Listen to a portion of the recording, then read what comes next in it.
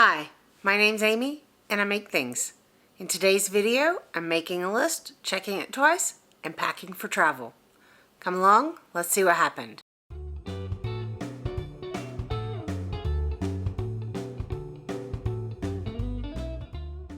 I'm filming from the road today, so everything's different, and I have my notes on my computer over here, so as I glance away from the camera, I apologize, but I want to make sure I get everything just right. I always bring projects with me when I'm traveling. Sometimes it's a small knitting project, and sometimes it's an entire mini sewing studio. Today I'm going to run through the questions I ask myself and how I decided what to bring on this trip. I can do a more detailed video later, breaking down even further all the questions I ask and all the processes I go through. If that's the sort of thing that you guys are interested in, just let me know. For today, here's a quick overview of how I worked it out for this trip. The first thing I thought about was the destination and the purpose of the trip.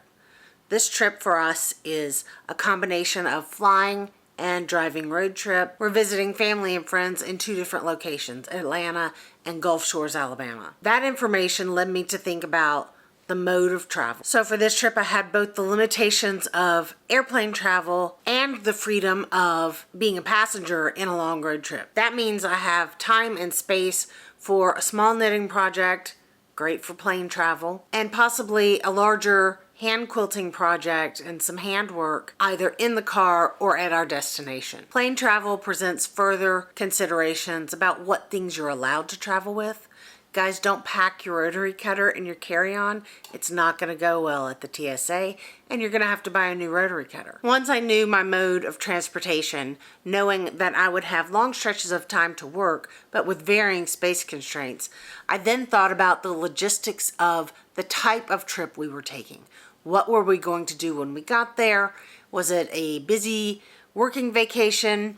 Is it a relaxing and visiting vacation?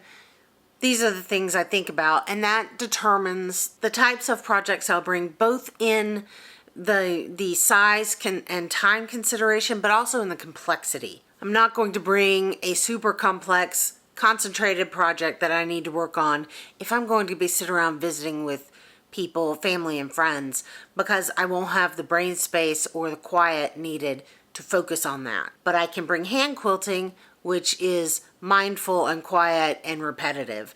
Very easy to work on while I'm sitting and having a conversation. When I broke down and laid out the logistics of this trip, what are the space and setup, what available time will I have? We're staying in hotels in Atlanta and staying with family when we're in Alabama. So that's a space consideration. For the Atlanta portion of our trip, we had a lot to do.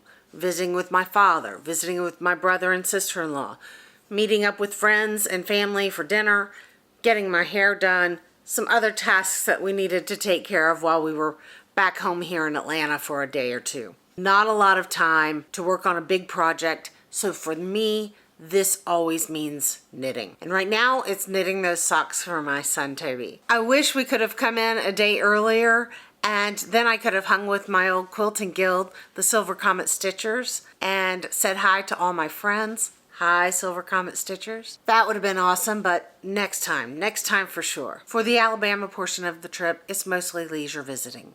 So I have more time and more space to do a larger project. Thinking about those things, the destination and purpose of travel, the mode of transportation, and the logistics about what's required of me during the trip, here's what I decided to bring and why. I brought Toby's socks that you guys have been seeing me work on during the weekend updates. Travel projects, for me, always includes sock knitting. Super easy to do while I'm sitting around talking, super portable, tucks into my carry-on on the airplane. I just have to remember not to bring double-pointed needles. Not because of the TSA, but because if I drop one of those on the floor in the airplane, I am never getting it back. For this trip, I also brought my super secret quilting project that I've been showing in the background. I know I'll have time and space to work on the hand quilting project while I'm in Alabama with family, and I have a deadline on that project, so it's a 2-for-1 bonus of getting dedicated work time on a project that has a deadline and being easy to work on amongst family and friends. A major consideration for this trip for me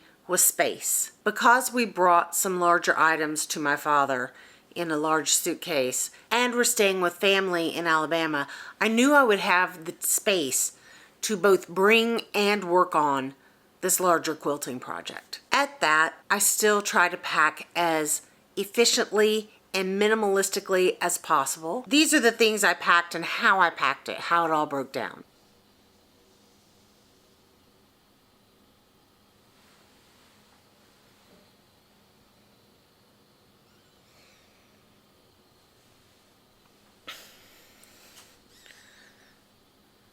Here's my super secret quilting project, sneakity peekity.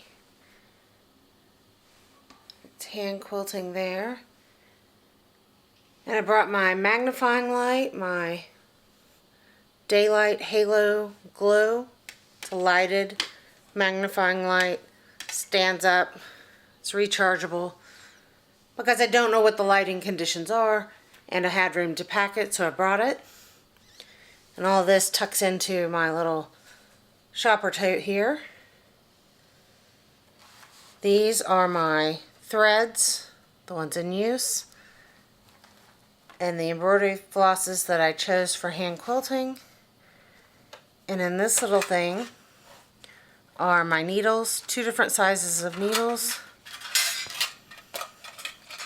my thimble, and my scissors. And it looks like I forgot my needle threader. Okay, note to self for next time. Then there's of course sock knitting, super easy, goes with me everywhere. Back up just a minute. This is packed in just a zip up pencil case because I like Hello Kitty and Karuppy. And then here are the more decorative, heavier threads that I'll be using on the quilting project, the hand quilting project as well. I had room, so I wanted to go ahead and bring this with me just in case I got to that stage.